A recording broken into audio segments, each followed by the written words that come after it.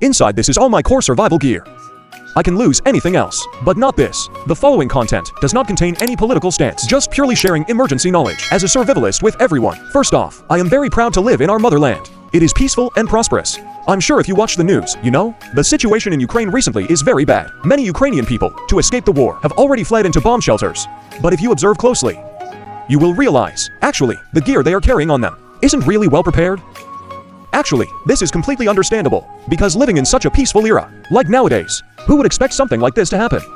But if you look back at history, you'll find, from ancient times to now, almost every 50 years, on average, there will be a major war. So, being prepared is never wrong. Today, I'm going to share my emergency backpack checklist with you, whether it's war or natural disasters. It might come in handy. These are the supplies inside my backpack. Let me explain in detail what each item is.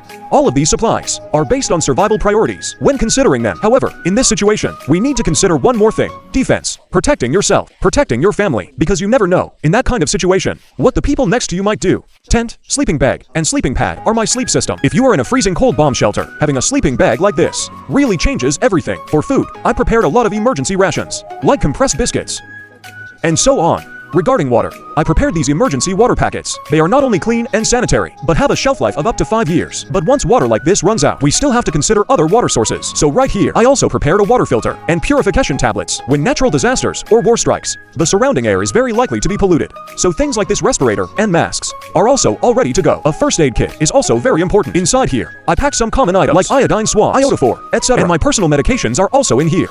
Besides those mentioned just now, something like this whistle for signaling, and a lighting system, including energy supply. Solar panels are also in my backpack. If you are a loyal fan of mine, then you've definitely seen this small box.